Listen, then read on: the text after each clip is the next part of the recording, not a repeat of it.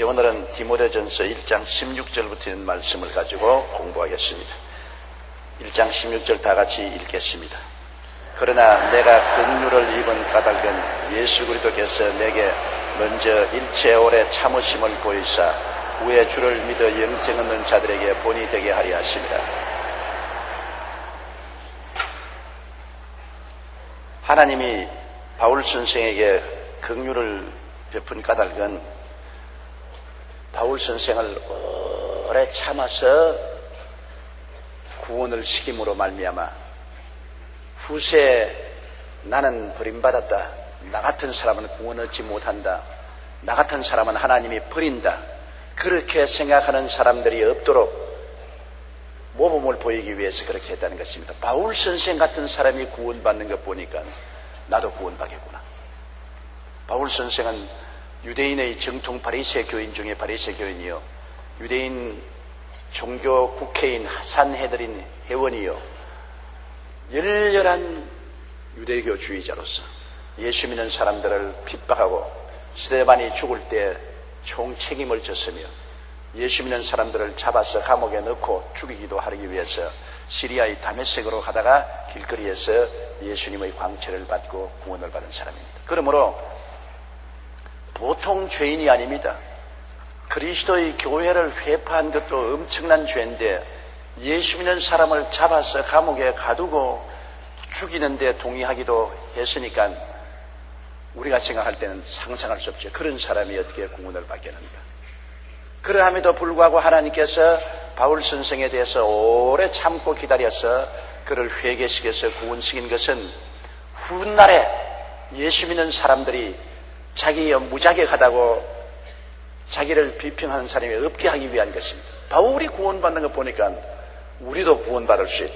바울 같은 사람도 하나님이 참는 거 보니까 우리도 참을 수 있다. 그런 용기를 가질 수 있다는 것입니다. 서 바울 선생에게 비교하면 여러분은 구원받고도 남았지요. 여러분 교회를 핍박한 사람은 있지만 바울처럼 교회를 파괴한 자는 없을 것이고, 그리고 예수 믿는 사람을 핍박한 사람이 있지만 잡아서 감옥에 가지는 것은 아니었고, 또 예수 믿는 사람을 미워했지만 죽이는데 동참하지도 아니했지 않습니까? 그러니 바울 같은 사람도 용서를 받고 구원을 받는 거 보면은 우리는 약과다. 우리는 하나님이 능히 구원해 주실 수 있을 것이다. 그렇게 우리에게 안심을 시켜줄 수 있도록 바울 선생을 통해서 하나님이 모범을 보여주셨다. 그렇게 성경은 말하고 있는 것입니다.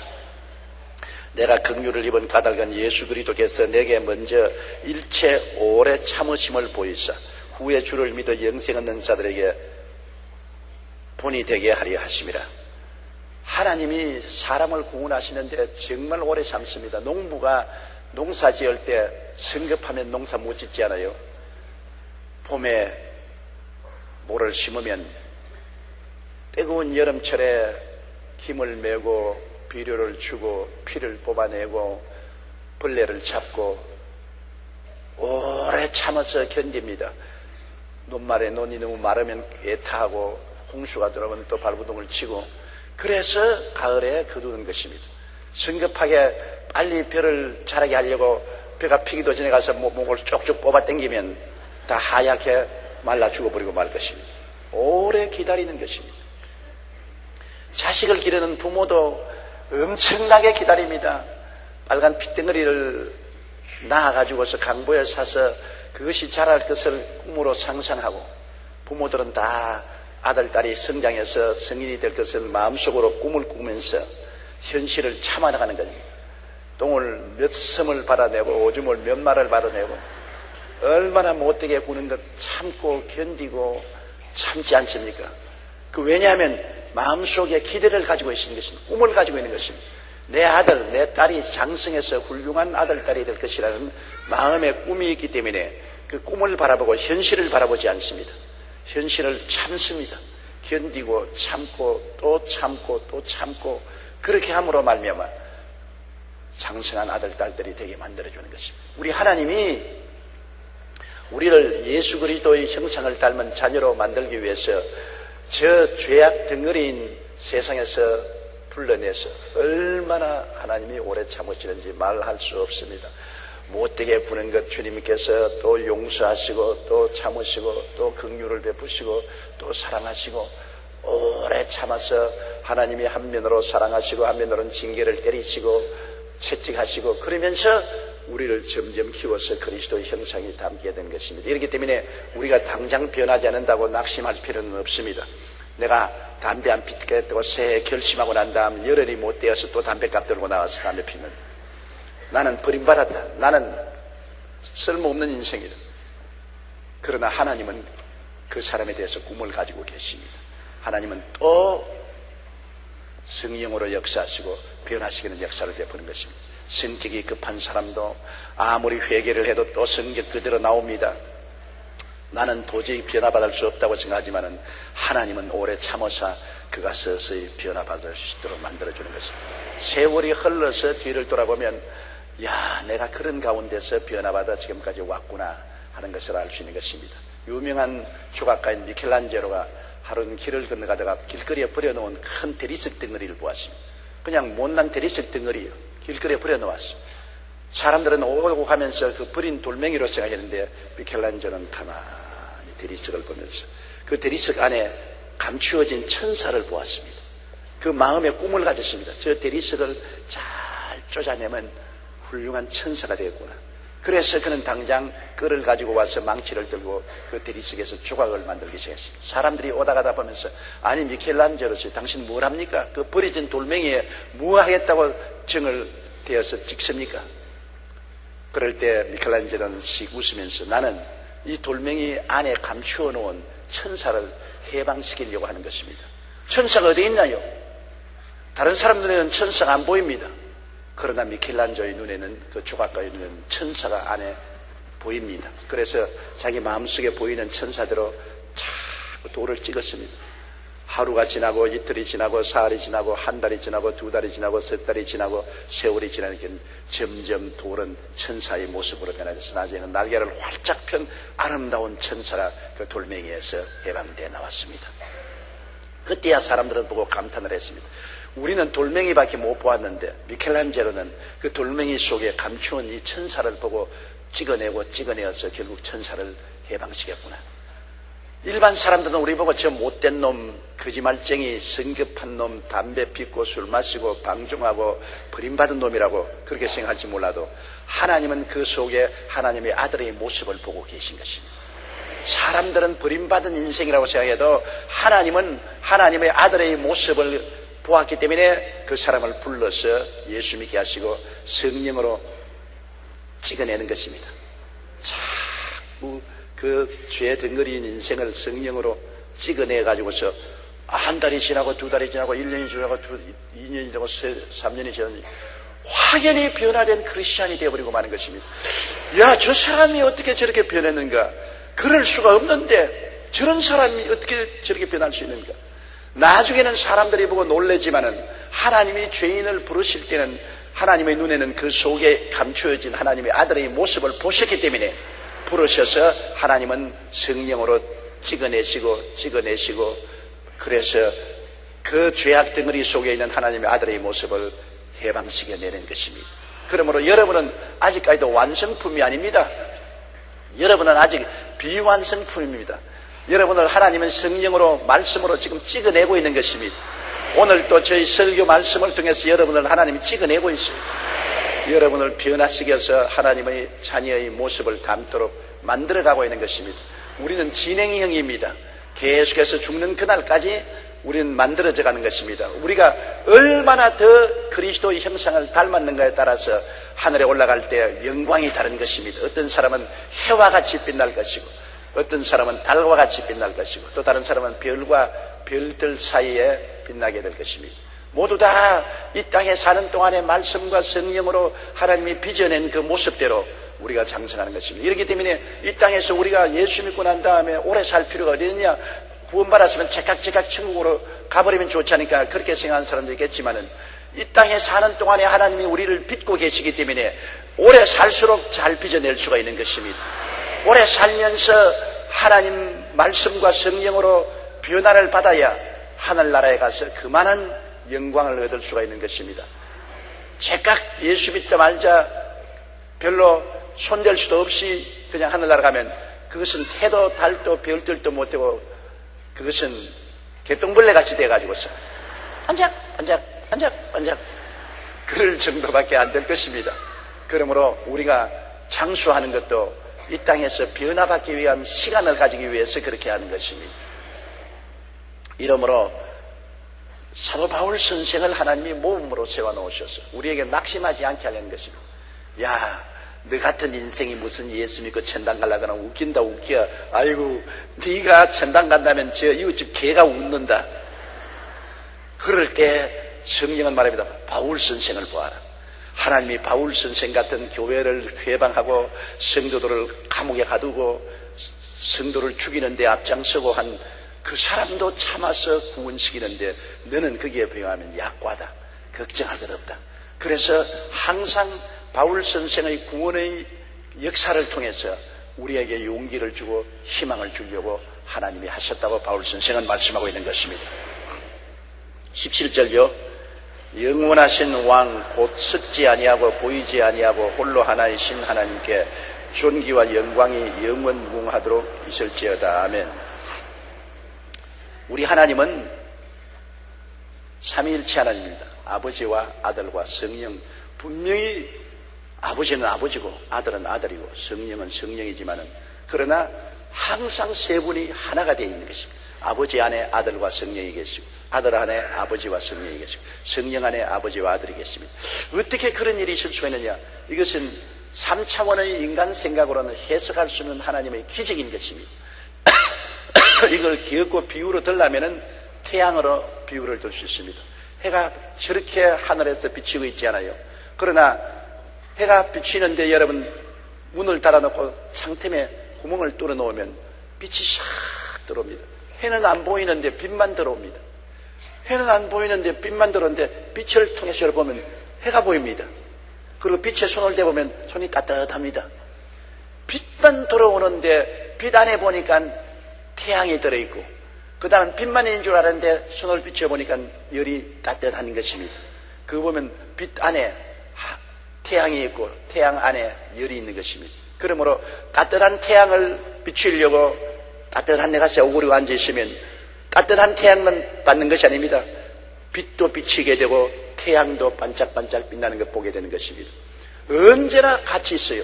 태양과 빛과 열은 같이 있어요. 열은 빛만 있으면 되는데도 불구하고 빛만 있으라고 할 수 없습니다. 빛이 있으면 열이 있고 열이 있는 곳에 태양이 있는 것입니다. 그러므로 태양과 빛과 열은 분명히 세계가 다릅니다. 태양은 다르고 열은 다르고 빛은 다른데도 불구하고 언제나 하나입니다. 태양 속에 빛과 열이 있고 빛 속에 태양과 열이 있고 열 속에 빛과 태양이 있는 것처럼 삼위일체죠. 우리 사람도 삼위일체로 되어 있습니다. 우리는 영과 혼과 몸으로 된 것입니다. 영은 하나님을 모시고 하나님을 섬기는 역할을 하고 혼은 자기를 알고 세상을 아는 지식을 가진 것이고 육체는 세상과 접촉하는 육체인 것입니다. 그런데 육체가 있으면 그 속에 혼도 영도 있고 혼이 있는 데 가보면 영도 육체도 있고 또 영이 있는 곳에 가면 혼도 육체도 있고 여러분 우리 사람은 분명히 세 가지로 나누어져 있습니다. 세상에 영이 죽은 사람은 하나님을 모릅니다. 영이 죽었으니까 하나님을 전혀 모르죠. 영은 하나님과 교제하는 역할을 하는 것입니다. 하나님의 임재하시는 곳이 영입니다. 그런데 영은 혼 속에 있습니다. 혼은 자기를 알고 세상을 아는 지식을 아는 곳이 혼입니다. 혼은 또 육체 속에 있습니다. 그리고 육체가 있으면 혼도 영이 있고 혼이 있으면 육체가 영이 있고 영이 있는 곳에는 혼도 육체도 있고 삼위일체인데 그런데 여러분 보고 세 가지다. 당신은 세 가지네. 알레골레 세 가지네. 근데 여러분 세 가지입니까? 분명히 영과 혼과 몸은 다른데 그래도 늘 하나 아닙니까? 그렇지요. 언제나 자기를 하나로 느낍니다. 그래도 예배할 때는 영으로서 예배하는 것입니다.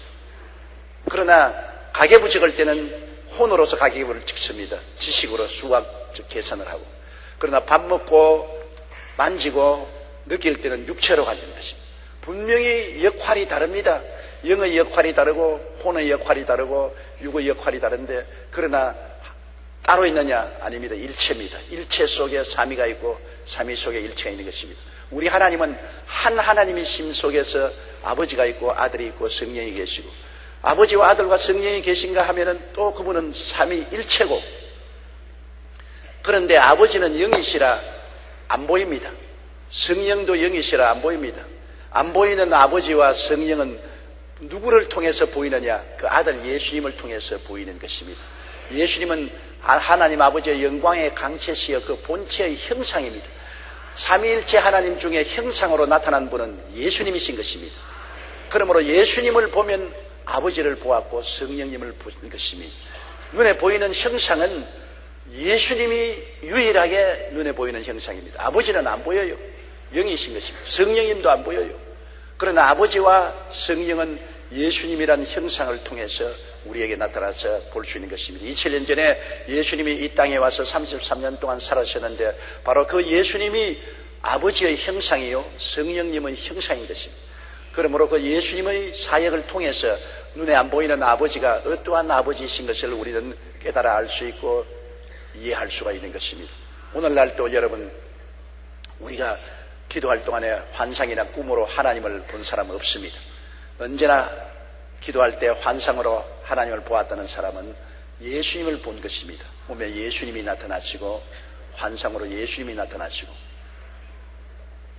하나님은 예수님이란 형상을 통해서 나타나는 것입니다. 그리고 하나님의 성령께서는 주의 종의 형상을 타고서 나올 때가 많습니다. 꿈에 주의 종이 집에 찾아와서 신방을 해주고 안수기도를 해주고 하나님의 은혜를 받게 했다. 그러면 성령이 주의 종의 형상을 입고서 온 것입니다. 어떤 사람이 저하고 하는 말이 불치병이 걸려서 죽게 됐는데, 죽을 날만 기다리는데 밤에 꿈에 제가 와서 안수를 해주는데 막 불덩어리가 떨어지면서 온몸이 진동을 하고 진땀이 흐르고 꿈에서 깨어났는데 그만 그 병에서 나았어요. 그래서 너무나 좋아하는 그 간증을 하더랍니다. 그래서 제가 한 말은 그것이 꿈에 제가 온 것이 아닙니다. 저는 꿈에 찾아간 적도 없어요. 성령은 몸이 없으니까 성령님이 주의 종이라는 형상을 옷 입고 찾아온 것입니다. 성령께서 기적을 행하신 것이니 하나님께 감사를 해야 됩니다. 그러므로 여러분, 하나님은 보이지 않는 영원하신 왕, 곧 썩지 아니하고 보이지 아니한다. 영원하신 왕이시요 하나님은 썩지 않습니다. 이 세상 사람은 다 썩잖아요. 이 세상에 있는 3차원 세계에 있는 모든 것은 추하고 더러워지고 썩어지는 것입니다. 그런 아무것도 안 썩어질 사람 없어요. 사람들도 어린아이 때 얼마나 야들야들하게 곱습니까? 참 곱지요. 청소년 시절에 얼마나 아름답습니까? 그러나 장년이 되면 벌써 모습이 굳어지기 시작하고 노년이 되면 얼굴이 다 썩어지기 시작하는 것입니다. 저도 썩었어요. 노년이 되면 다 변화되고 추해지고 썩어지는 것입니다. 그러나 하나님은 썩지 아니한 하나님, 영원히 계시는 하나님인 것입니다. 영원히 자존하시는 하나님. 하나님 속에서 시간이 나오기 때문에 하나님은 영원히신 것입니다. 영원히 썩지 않은 만왕의 왕, 만주의 주가 되시고 눈에 보이지 아니하시고 홀로 하나이신 하나님께 존귀와 영광이 영원무궁하도록 있을지어다. 이 세상에 우리가 존귀와 영광을 영원히 돌릴 분은 우리 하나님밖에 없는 것입니다. 사람에게도 존중하지만은 그러나 하나님과처럼 사람을 섬기면 안 되는 것입니다. 내 앞에 다른 신을 두지 말라, 우상에 절하지 말라. 다른 신은 없습니다. 우상에 절할 수 없습니다. 우리 하나님만이 영원히 썩지 아니하신 만왕의 왕, 만주의 주가 되시고 영광 중에 계시고 우리에게 찬양과 존귀를 받으실 하나님이신 것입니다. 아버지와 아들, 성령, 삼위일체 하나님, 이 하나님은 영원 무한토록 우리가 존귀와 영광을 받아야 될 것이고, 우리가 죽어서 가든지 부활의 날에 부활하든지 이 삼위일체 하나님의 가정에 들어간다는 것을 생각해 보십시오. 아버지와 아들과 성령과 한 집에 들어가는 것입니다. 왜? 아버지와 아들과 성령님의 자녀가 되기 때문인 것입니다. 여러분, 우리는 하나님의 자녀가 되는 것입니다. 천사는 하나님의 자녀가 되지 못합니다. 그러나 우리는 영접하는 자, 곧 그 이름을 믿는 자들에게는 하나님의 자녀가 되는 권세를 주었으니, 우리도 이미 하나님의 자녀이지만은 아직까지 육체를 쓰고 있지 않습니까? 우리가 죽어서 육체를 벗어버리는 날, 혹은 부활의 날에, 새로운 부활의 몸을 얻는 날에는 우리가 하나님의 아들의 형상을 입게 되는 것입니다. 우리 주 예수 그리스도의 형상을 입게 되므로 아버지와 아들 속에 들어가고 성령과 하나님의 가족이 되는 것입니다. 그렇기 때문에 우리를 표현해서 하나님의 아들이라고 하기도 하고 예수 그리스도의 신부라고도 하기도 합니다. 아들이나 신부나 예수 그리스도와 함께 되는 것을 말하는 것입니다. 그러므로 우리가 엄청나게 높아지는 것입니다. 창조주 하나님과 같은 반열에 들어가게 되는 것입니다. 우리가 예수 그리스도와 하나가 되는 것이니 얼마나 놀라운 일인 것입니까? 그러므로 지금은 군뱅이 같아도 나중에는 나비와 같이 될 것입니다. 지금은 장차 우리가 어떻게 될지 모르고 있어요. 다 군뱅이 같이만 보이고 별 볼 일 없이 보이지만은 그날에는 예수 그리스도의 형상을 담게 되는 것입니다. 그리스도의 모습으로 그리스도의 나라에 들어가서 아버지와 아들과 성령 일체 하나님과 같이 살게 되는 것입니다. 엄청나게 놀라운 진화를 하는 것입니다. 오늘 진화론자가 무슨 우리를 군뱅이에서 사람으로 진화했다고 그렇게 말을 하는데 그거는 엉터리고, 오늘 우리 인간이 하나님 세계로 진화해 들어가는 놀라운 역사가 앞으로 우리 가운데 남아있으므로 우리 앞에 소망이 너무나 넘칩니다. 예수 믿는 사람에게 그런 소망이 넘친다는 것입니다. 믿지 않는 사람은 실패한 작품입니다. 도기를 만드는 사람이 열심으로 흙으로 도기를 빚어서 노에 넣어서 수천도 열을 가해서 도기를 구원해 가지고서 그 다음 보고서 망치 열들고서 자기 마음에 안 들면 탕탕 다 깨어서 내버려 버립니다. 그렇게 정성 들여 손으로 만들어서 호열의 노 속에 넣어서 구원해도 마음에 안 맞는 깨어버리니까 헛수고였죠.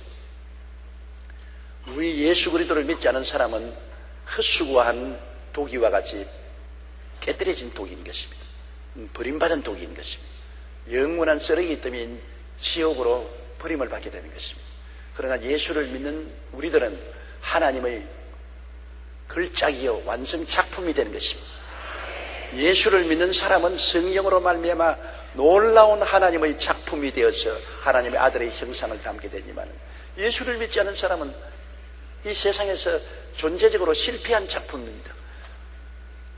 하나님 아들을 믿지 아니하므로 하나님께서 그를 하나님의 자녀로 만들 수가 없으므로 그냥 실패한 작품으로 쓰레기 때문에 내 던져버리는 것이 지옥으로 떨어지는 것입니다. 이 세상의 짧은 세상 동안에 먹고 입고 마시고 부귀영화 공명을 다 취했다 할지라도 그게 뭡니까? 잠시 있다 사라지는 안개와 같이 되고 마는 것입니다. 꿈에 잘 먹고 잘 입고 잔치를 하고 난 다음 꿈에서 깨면 아무것도 없는 것처럼 이 세상은 일장지 춘몽인 것입니다. 세상 생활이 다 지나가고 나면 지나간 옛날을 돌아봐도 기억 속에만 있지 아무것도 없는 것입니다. 여러분도 살아온 과거를 생각해 보십시오. 기억 속에만 남아있지 남은 것은 아무것도 없지 않습니다. 앞으로 살아갈 것, 앞으로 존재할 것이 있어야 되겠는데 예수 믿는 사람은 앞으로 살아갈 것하고 앞으로 존재할 것이 썩지 아니하고 사라지지 아니하고 더럽지 아니하는 영광스러운 하늘나라의 영광이 예비되어 있으므로 이것이 귀하고 귀한 것입니다. 18절요. 아들 디모데야, 내가 네게 이 교훈으로서 명하노니 전에 너를 지도한 예언을 따라 그것으로 선한 싸움을 싸우며. 아예 바울 선생은 디모데를 아들이라고 부릅니다. 육신의 아들은 아니지만은 영적인 아들은 육신의 아들보다 더 귀한 아들인 것입니다. 영적인 제자들이 얼마나 귀한 제자인 것입니까? 성령으로 말미암아 하나가 된 것이니까. 그래서 디모데를 아들로서 부릅니다. 아들 디모데야, 내가 내게 이 교훈으로서 명하노니. 이 교훈은 앞에 바울 선생이 말한 하나님의 율법을 잘 지키고 하나님의 법을 따라 양심을 따라 살라는 것입니다. 법을 따라 양심을 따라 살고 족보 이야기나 세상에 방장한 세상 이야기를 하지 말고 율법과 양심을 쫓아 사는 교훈을 앞에 말했지 않습니까? 그거를 따라서 잘 살면서 전도 사업을 하라는 것입니다. 전에 너를 지도한 예언을 따라 그것으로 선한 싸움을 싸우며. 디모데를 안수할 때 바울 선생하고 교회 지도자들이 안수할 때 아마 디모데에 대한 예언이 나온 것 같습니다. 그 예언이 기록되어 있지는 않습니다만, 디모데가 목회를 하니까 바울 선생을 떠나서 이제 하나의 장성한 주의 종으로서 목회할 때 시련이 많고 고난이 많고 환난이 많아서 낙심될 때가 많지 않아요. 그럴 때마다 하나님이 주신 예언을 기억하고 하나님이 과연 나를 부르시고 나와 같이 가신다는 것을 알면 힘을 얻을 수 있는 것입니다. 주의 종이라고 낙심 안 하는 것 아닙니다. 제가 불광동에서 개척할 때 지금 기억은 두렵지 않은데 거의 10번 가까이 보따리 쌌습니다. 너무 힘이 들고 희망이 없고 답답해서 이곳에 천막에 비는 새고 가만히는 썩어 냄새가 나고 비가 내리면 개구리가 사람보다 더 많이 천막 밑에 들어와 있고, 여기에서 내가 무슨 희망이 있느냐? 젊은 청춘에 아무 소용이 없겠다. 이 시골 구석에서 이 비난한 촌에서 내가 뭘 하겠는가? 낙심이 될 때는 그냥 몇 개가 안 되는 이복까지 주섬주섬 주워 모아 가방에 집어넣고 버스 정류장까지 나왔다가 또 등지에 돌아보니 그 거지 우리 성도들이 다 거지예요. 거지 같은 성도들 나만 쳐다보고 있는데 또 뒷머리가 땡겨서 도로 또 돌아갑니다. 버스 정류장까지 나왔다가 돌아간 적이 여러 번 있어요. 주의 종이라고 해서 낙심이 안 되는 거 아닙니다. 그러나 언제나 낙심에도 돌이킬 수 있는 것은 마음속에 하나님이 너를 주의 종으로 불렀다는 소명감이 있는 것입니다. 저도 하나님의 소명을 받은 적이 있어요. 저희들이 졸업하기 전에 전부 차풀에 모여서 밤에 기도를 했는데 참으로 너무나 막연해요. 그때는 50년대라 한국이 6.25를 겪고 난 다음에 겨우 이제 회복되는 그런 과정이 있기 때문에 사회가 얼마나 가난하고 헐벗고 굶주리는데, 더구나 예수 믿는 교회가 가난하게 말로 다 할 수 없습니다.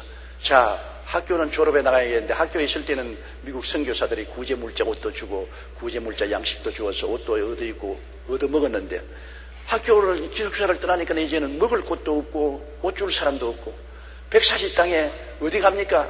누가 돈을 대주는 사람이 있나요? 어느 교회에서 오라고 하는 사람이 있나요? 정말로 답답하더라고요. 늘 엎드려서 기도하고 부른 찬송가 어찌해야 좋을지 나는 알 수 없도다. 정말 막연합니다. 정말 진퇴유구요. 학교에서는 나가야 되겠고, 이제 어디에서 아침, 점심, 저녁을 얻어먹으며 어디에서 잠자리를 구할 수 있습니까? 정말 답답했습니다. 그래서 차풀에 모여서 모두 다 땅을 치고 엎드려서 통곡을 하고 기도를 하고, 하나님 어디를 갈까요? 지금은 생각해봐도 참 기가 막힙니다. 나도 어디 갈 줄을 몰랐어요. 그런데 저희 앞에 우리 최자실 목사님, 훗날에 내 장모님이 되시고 내 동력자가 되셨지만은 하여튼 최자실 집사님인데, 최자실 집사님이 앉아가지고서 앞에서 막 기도를 하고 있습니다. 이런데 갑자기 성령께서 내 입에서 방언이 나오지만 통역이 나오면서 너 앞에 나가서 저 최자실 집사에게 안수기도 해주라. 그래서 내 팔자 고약한데 나보다 훨씬 좋은 사장님인데 사장님에게 내가 안수해서 무슨 소용이 있느냐. 그때 최하실 집사님은 샤틀 회사 사장으로서 학교 나올 때 자가용 차 타고 운전수가 운전해 나왔더라고요. 그러니까는 잘 살면서 신학기도를 한 거예요.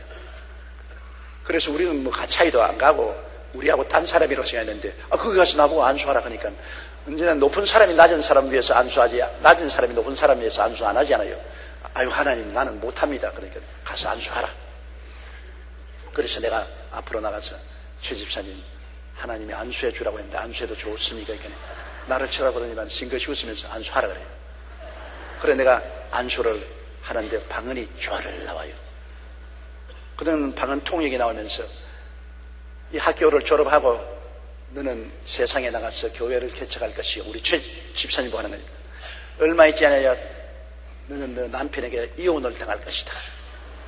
너 남편이 너의 재산을 다 빼앗아가고 너는 거지처럼 내 던짐을 받을 것이다. 너는 자녀와 더불어서 많은 고생을 하게 될 것이다.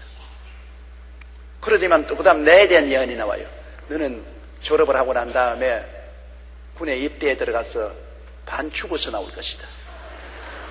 아유, 기가 막힌 일입니다. 그러나 끝까지 참으면 하나님께서 너에게 큰 영광을 주실 것이다. 그리고 예언이 끝났어요. 그러니 그 예언이 좋은 예언이 아니고 전부 나쁜 예언만 했습니다. 우리 최하실 집사님 보고는 남편에게 이혼당하고 모든 것 다 잃어버리고 쫓겨나갈 것을 말하고 나는 군대에 가서 반 죽다가 살아나올 것이나 그러나 하나님의 종으로서 부르심을 받아 하나님 나라를 위해서 크게 일할 것이다. 그래서 내가 그 예언을 하고 난 다음에 아유 미안해요. 잘못했습니다. 내가 말하는 것이 아니에요. 나는 모르게 얼떨결에 말했는데 나는 몰라요. 잘못했습니다. 제목 최 집사님이 내 손을 싹 떼더라고요. 우리 손을 잡았어 이렇게. 기분 좋지 않지 않습니까? 나는 그냥 하나님께 회개 기도를 했습니다. 하나님 내가 신령하지 못한 것이 금방진 소리에서 용서해 주시옵소서. 그리고 최하실 집사님은 그냥 기도하다가 말고 나가버리더라고요. 그런데 세월이 지나고 난 다음에 참 하나님 섭리가 어떻게 됐든지 최하실 집사님이 불광동에서 고아원을 세운다고 고생을 하고 있어요. 나는 미국 선교사 집에서 한국어를 가르치면서 어떻게 미국 좀 가서 유학할 수 없을까 그 길을 하고 있는데 주일날이 되면은 그 고아들을 데리고 뭐 고아원 세운다고 최하실 집사님이 고생한다고 해서 가보니까 오두막살이 하나를 가지고서 다 떨어진 바베풍창인 흙집에 애들을 모아놓고 콧물 흘리는 애들 머리에 이 잡아주고 머리 감아주고 돌봐주고서 그곳에 궤도에 찬송가 적어놓고 찬송가 가르치는데 너무 비참하더라고요. 자가 영 타고 학교 오던 분하고 영 다르더라고요. 어떻게 되냐 이건.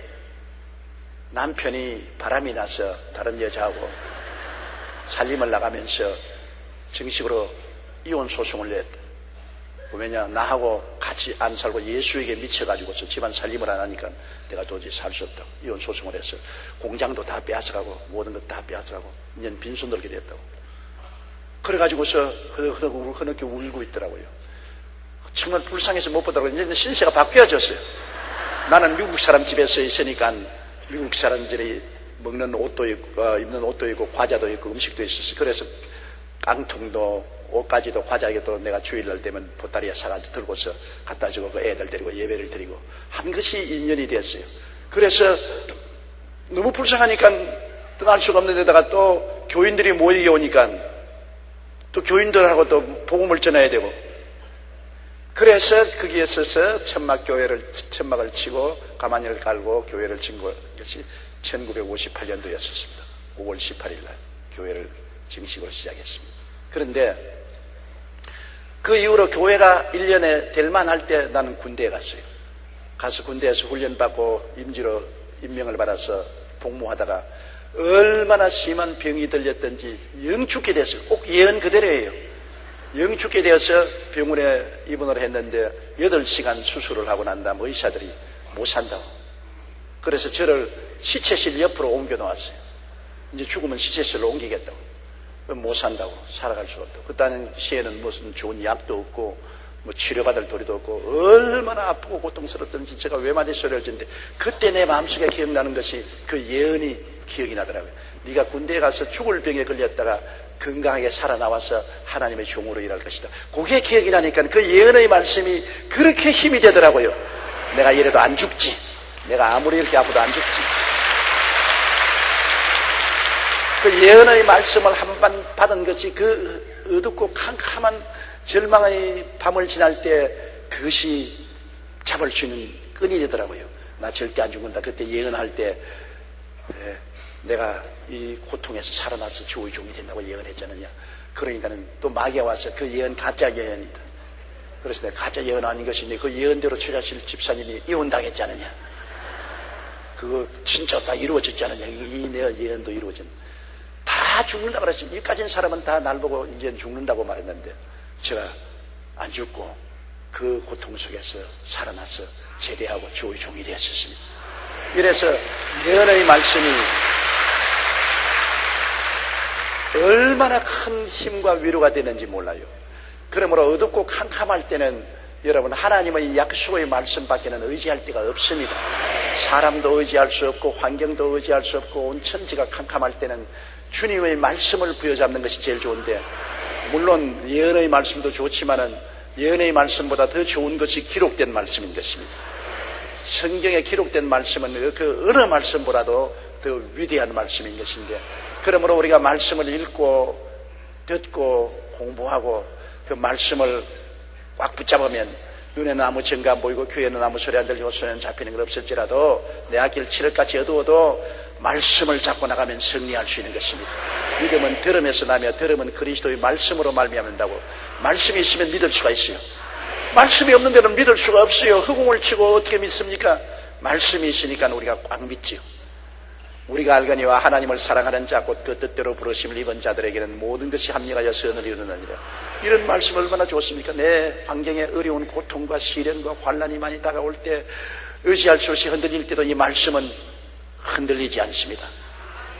어떠한 환경이라도 예수 그리스도를 믿고 구원받은 사람은 끝장에 가서 좋게 된다. 참을 수 있거든요. 하나님 말씀은 흔들리지 않습니다. 한 분은 영국 여왕을 태운 배가 캄캄한 밤에 안개가 많이 끼었는데 항구로 들어오고 있는데 안개가 너무나 자국가 끼어서 앞이 보이잖아요. 그래서 있는데 저쪽에 큰 빛이 하나 번쩍번쩍 비치거든요. 그러니까 다른 배가 있는 줄 알고 이 여왕의 배 선장이 마이크를 대고 고함을 쳤습니다. 우리는 여왕을 모시고 가는 배다. 우리 앞에 경거치 있는 배는 방향을 바꾸라. 그러니까 그쪽에서 대답이 오기를 우리는 방향을 못 바꾼다. 너가 바꾸라. 이런 금방진 놈이 어디 있어요? 영국 여왕을 모시고 가는 배가 가는데 앞에 번쩍거리는 불빛이 비치기 때문에 방향을 바꾸라. 그러니 우리는 못 바꾼다. 너가 바꾸라. 그래서 이쪽에서 또 선장이 말했습니다. 방향을 안 바꾸면 우리가 대포를 쏘아서 너를 격파하겠다. 방향을 바꾸라. 그러니까 대포를 쏘아도 좋다. 하나님 이외에는 우리를 바꿀 수 없다. 그래서 이런 금방진 놈이 어디 있냐고 가까이 가서 보니까 그것이 등대라. 그대로 갔었으면 박살이 날 건데 할 수 없이 방향을 바꾸었습니다. 하나님 밖에는 등대를 바꿀 수가 없어요. 그 말이 맞았지 않습니까? 여러분, 하나님은 등대와 같습니다. 하나님은 절대로 방향을 바꾸지 않습니다. 하나님은 인생이 아니신지라 시건치 아니하시고 인자가 아니신지라 거짓이 없으시도다. 어찌 그 하신 말씀을 이루지 아니하며 어찌 그 말씀을 성취하지 아니하시랴. 하나님의 말씀은 제 하늘이 무너지고 이 땅이 꺼져도 1.1핵도 변하지 않습니다. 그러므로 우리가 방향을 바꾸지 하나님 말씀을 바꾸려고 해서는 안 됩니다. 하나님 말씀은 안 바꿔요. 절대로 흔들리지 않아요. 그러므로 만세반석이신 하나님 말씀에 우리가 입각하면 믿을 수가 있어요. 다른 건 못 믿어도요. 그러므로 말씀을 많이 읽고 많이 외워놓는 것은 얼마나 큰 위로가 됩니까? 마귀가 와서 너 같은 사람이 무슨 예수 믿느냐, 네가 하나님 자녀냐? 그러면 요한복음 1장 12절 영접하는 자 곧 그 이름을 믿는 자들에게는 하나님의 자녀가 되는 권세를 주었으니 이는 혈통으로나 육정으로나 사람의 뜻으로 나지 않고 아버지께로 난 자들이라. 말씀이 그렇게 기록했다. 그 말씀을 믿으면 마귀가 할 말이 없어요.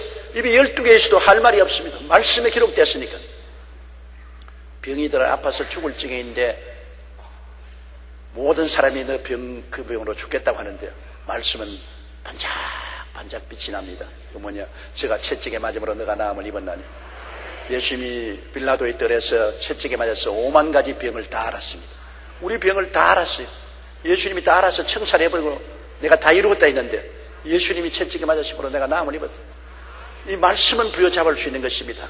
의사들이 죽는다, 가족들이 다 죽는다, 내가 생각해도 내가 죽겠다고 생각하지만은 그러나 내가 때가 아직 이르지 않았었으면 내가 그 말씀을 잡고서 주여 채찍에 맞았으므로 내가 나음을 입었습니다.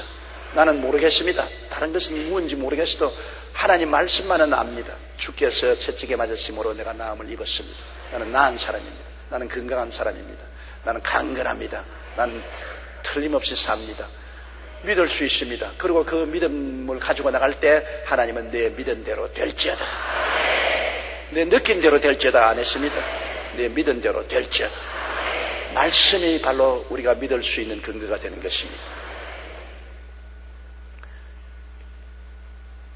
그러므로 19절 우리 보십시다. 19절 다 같이. 믿음과 착한 양심을 가지라.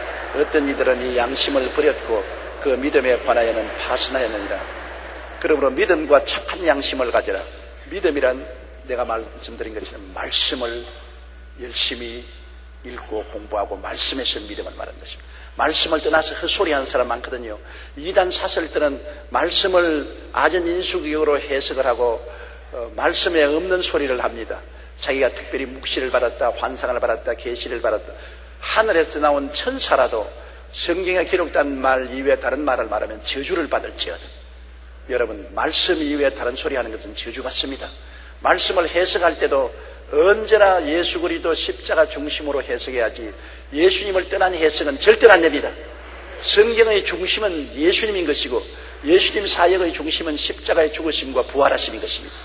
그러므로 온 성경을 다 해석할 때는 예수님 중심으로 해석해야 되고 예수님을 해석할 때는 십자가 중심으로 해석해야 되고 십자가에 죽으셨다 부활하신 예수님 중심으로 해석해야 말씀으로 올바르게 해석할 수 있는 것입니다. 그렇기 때문에 여러분 성경을 설명하더라도 예수님 중심으로 하는지 아닌지 그걸 들어봐야 돼요. 아, 성경 말씀을 가지고 성경 말씀에 동방의 의인이 생겼다겠다. 그 동방의 의인은 나를 말한다. 그러면 틀렸다만 동방의 의인이 예수 그리스도의 영광을 말하면 뭐래? 예수 중심으로 이야기 안 해야지. 자기 중심으로 이야기하면 안 되거든요. 무슨 창세기부터 계시록까지 말씀을 다 해도 모든 것이 예수님께 대한 말씀인 것입니다. 예수님 중심. 그러나 또 예수님을 말할 때 예수님은 십자가에 안 죽으셨어. 예수님 같은 하나님 아들이 어떻게 십자가에 죽느냐. 가룟 유다가 대신 죽고 예수님은 그냥 부활승천했어. 거짓말입니다. 예수님 이야기하면은 예수님은 또 십자가 중심으로 우리를 위해 십자가에 죽었다가 부활하신 예수님 그 십자가 중심으로 이야기해야 되는 것입니다. 그렇기 때문에 예수님은 떠난 믿음은 믿음이 아닙니다. 말씀을 떠난 믿음은 믿음이 아니고 말씀은 예수님 중심이고 예수님은 십자가 중심인 것입니다. 그러므로 이 믿음을 세게 부여잡아야 되고 착한 양심을 가져라. 양심이 여러분 더러운 양심도 있지 않습니까? 더러운 양심은 거짓말하고 속이고 사기치는 더러운 양심. 그리고 악한 양심은 사람들을 괴롭힌 것입니다. 온갖 사람을 괴롭힐 국리를 다하는 악한 사람은 악한 양심을 가지고 있어요. 양심이 없습니다. 화인 맞은 양심은 양심이 죽은 사람이에요. 아주 짐승과 같이 양심이 전혀 없어요. 동물과 꼭 같아요. 사람이 다 있다고 해서 여러분 양심이 같은 건 아닙니다. 하나님이 사람을 지었을 때 하나님의 법을 양심에 기록해 놓은 것입니다. 양심이 굉장히 중요해요. 양심은 아무나 안 봐도 자기가 속에서 보고 있는 것입니다. 한 아버지가 아들을 데리고 큰 포대를 하나 가지고 우리 강냉이 훔치러 가자. 옥수수 밭에 가서 우리 옥수수 훔쳐 삶아서 먹자. 아들이 아버지 따라갔습니다. 아버지가 아들 보고서 내가 옥수수 밭에 가서 옥수수를 따서 푸대에 넣을 테니까 너는 동서남북을 자꾸 봐라. 동서남북을 보고 누가 오면은 화음을 쳐라. 그래 아버지 가서 그냥 옥수수를 막 따서 넣는데 아버지! 한 곳에서 봐요! 화닥 딱 놀래가지고서 그냥 그 보대를 두고 뛰어나서 어디 보이니까 위에서 봐요. 위에서 누가 보냐? 위에서 하나님 본다고 내 마음속에서 자꾸 말을 해요. 어린아이는 자기 양심이 뭔지 아직 모르지만은 마음에 가책을 냈겠단 말이에요. 동서남북에는 안 봐도 위에서 하나님 누가 보는데 자꾸 나보고 본다고 말을 해요. 아버지가 양심에 찔렸습니다. 그렇지. 동서남북에 사람이 안 봐도 위에 계신 하나님이 보고 계시지. 그만 옥수수 딴 것도 다 버리고서 아와 같이 손잡고 집에 돌아왔다는 말이 있는 것입니다. 그건 착한 양심입니다. 이 양심이 더러운 사람은 에이 웃기는 소리 하지 마라. 양심이 다 뭐 있어? 화인 맞은 양심을 가진 사람은 내끼 내끼고 내끼 내끼인데 무슨 잔소리야? 악한 양심을 가진 사람은 에라 내 몸을 그 불이라 찔러버리자. 그런 짓을 하는데 착한 양심은 언제나 하나님을 따라가게 만드는 것입니다. 그러므로 착한 양심을 가진 사람은 모두 다 하나님을 따라가요. 예수를 전도할 때 양심이 착한 사람은 쉽게 예수를 믿습니다. 왜냐하면 착한 양심은 언제나 하나님을 따라가게 만들어 놓은 것입니다. 양심은 나침반 같아서 언제나 하나님을 가리킵니다. 그래서 하나님의 법을 마음속에 기록해 놓았었어요. 양심의 고통을 당하면 마음에 평안이 없지 않습니까? 양심이 평안해야 고통이 사라진대. 얼마 전에 신문에 보니까 30여 년 만에 병원비 20만 원을 더 보태서 35만 원을 갚은 할머니가 계셨는데 할머니가 어린아이가 병들어서 고통을 당하는데 과부로서 살기가 너무나 곤란해서 병원에 어린아이를 입원해서 그 병을 고치고 난 다음 지불할 돈이 없기 때문에 그만 애를 들쳐 업고서 도망을 쳐버렸어. 그래가지고서 살은 것이 30년을 살았는데 30년 살아서 어린아이가 장성해서 장가들어서 일가를 이룰 때까지 늘 마음의 고통을 당했다. 애 얻고 나온 고통당해서 나중에 죽더라도 평안하게 죽겠다고 그때 돈 20만 원에 이자를 보태서 35만 원을 갚았다는 신문에 기사가 났습니다. 보십시오. 한평생을 그 돈 20만 원 때문에 마음의 양심의 고통과 갇히게 있는 것입니다. 그러므로 마음의 양심과 고통을 우리가 없애기 위해서는 예수님이 보혈로 씻어야 되는 것입니다. 주님 앞에 나와서 죄를 회개하고 그리스도의 보배로운 피로 씻지 않고는 양심은 도저히 없애버릴 수가 없어요. 물론 화인 맞은 양심은 지옥 가지요. 더러운 양심, 악한 양심을 가지고 살면 지옥 간데 그건 뭐 말할 필요 없고 그 사람들은 뭐 양심이 신었으나 상관없는데 천당 갈 양심을, 선한 양심을 가진 사람은 양심이 성령으로 우리를 자꾸 꾸짖기 때문에 우리가 회개하고 예수님이 보혈로 씻기 전에는 이 성령이 선한 양심을 통해서 우리를 계속해서 꾸짖는 것입니다. 양심의 고통에서 해방될 길은 회개하고 죄에서 돌이키고 보혈로 씻는 길밖에는 다른 길이 없는 것입니다. 이러므로 바울 선생은 디모데에게 말씀에 선 믿음과 착한 양심을 가지라고 했습니다. 착한 양심. 그러므로 착한 양심은 항상 말씀을 사모하고 성령 충만하고 언제나 예수 보혈로 씻는 마음이 착한 양심이 되는 것입니다. 어떤 이들은 이 양심을 버렸다. 어떤 이들은 이 착한 양심, 말씀을 따르고 회개하고 성령 충만하고 하나님을 사랑하는 이 착한 양심을 버렸고 믿음에 관해서는 파선했다. 믿음은 말씀을 버림으로 파선해버린 것입니다. 양심도 버리고 말씀도 버리면 파선한 인간이 되는 것입니다. 죄악의 바다에서 파선해서 영원히 그 영혼을 잃어버린 것입니다. 이러므로 우리는 말씀에서 믿음과 선한 양심이 두 가지를 지켜야 되는 것입니다. 선한 양심이 항상 하나님을 향한 나침판입니다. 잘못 갔다 바로 돌아서라. 치우쳤다 잘못 돌아서라. 선한 양심은 하나님을 향한 나침판이고 말씀은 굳건하게 서서 하나님 나라의 반석인 것입니다. 말씀에 서고 선한 양심에 서면은 성령께서 우리를 이끌어서 천국까지 무사히 가게 해주는 것입니다. 20절요. 그 가운데 후메네오와 알렉산더가 있으니 내가 사탄에게 내어준 것은 그들로 훈계를 받아 모독하지 못하게 함이라. 에베소 교회에 후메네오와 알렉산더라는 두 사람 지도자가 있었습니다. 그 사람들이 에베소 교회의 장로인지 집사인지는 모르겠습니다만 에베소 교회 지도자임에 틀림이 없습니다. 이 알렉산더와 후메네오라는 이 두 사람은 완전히 믿음에 파선했습니다. 말씀을 저버렸습니다. 그들 마음대로 말합니다. 예수님이 이미 재림했으니 이제는 재림 예수를 기다릴 필요 없다는 그런 교훈도 가르치고 예수님은 신성을 가지고 있지 않다. 예수님은 하나의 천사였다. 그렇게 가르치는 사람도 있고 그 당시에 이단 사설이 많았어요. 후메네오와 알렉산더는 말씀을 버렸기 때문에 신앙에 파선했고 선한 양심을 저버렸으므로 그들은 세상을 따라서 살고 교회에 나오는 것을 유익의 수단으로 삼는 그러한 잘못된 사람이었습니다.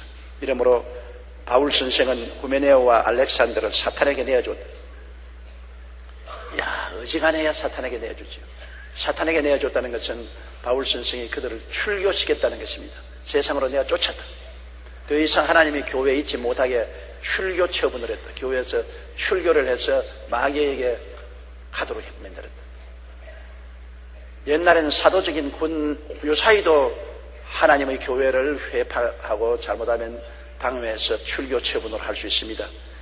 출교 처분을 해서 밖에 나가서 회개하고 또 돌아올 수 있지만 옛날에 사도는 사도적 권위를 통해서 사탄에게 넘겨주면 마귀가 그를 쳐서 육체를 죽일 일이 있었습니다. 교회에서 사도적 권위로서 사탄에게 내주면 마귀가 그 육체를 쳐서 죽여버리는 것입니다. 그런 일도 있었습니다. 이러므로 전 교회를 회파할 때는 다시 돌이킬 수 없을 때는 출교 처분을 하는 것이 좋습니다. 우리가 보면 몸도 암으로서 먹어 들어가면은 그거를 약으로 치료하지 못하면 잘라내야 되는 것입니다. 빨리 수술해서 잘라내야 건강한 다른 곳이 살아있지요. 그대로 내버려두면 자꾸 먹어 들어가지 않습니까? 수술이라는 잘못된 것은 잘라내는 것입니다. 약으로 치료하는 것은 아직도 수술 안 해도 치료할 만한 힘이 있을 때는 약으로 치료하지요. 교회도 한 가지입니다. 잘못되었어도 교훈을 하고 잘 기도하고 다스리면 다시 변화되어 착하게 될 수 있으면 교훈을 하고 다스리지만은 완전히 후메네와 알렉산더 같이 말씀을 버리고 양심을 저버린 사람은 교훈을 해도 안 되고 타일러도 안 되므로 그는 교회에서 쫓아내야 됩니다. 안 그러면 교회에서 자꾸 당파를 만들어서 물을 들이게 해서 교회를 헐떡이고 많은 사람을 파멸시키는 것입니다. 구역도 한 가지지요. 구역에 잘못된 사람 한 사람이 있으면 잘 타일러서 돌이킬 수 있으면 좋은데 그렇지 못하고 구역 원도를 자꾸 꿰가지고서 세상으로 나가게 하고 이단과 사설을 따르게 하고 구역을 흔들어서 파괴시키고 하면 도저히 안 되면 구역에서 내쫓아야 되는 것입니다. 수술을 해야 되는 것입니다.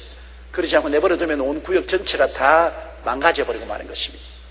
그렇기 때문에 우리는 항상 우리 자신을 말씀과 선한 양심에 서면서 주변의 말씀을 버리고 선한 양심을 버리고 부패한 세계를 가져오는 그러한 것이 있는지 살피보고 조심을 해야 되는 것입니다.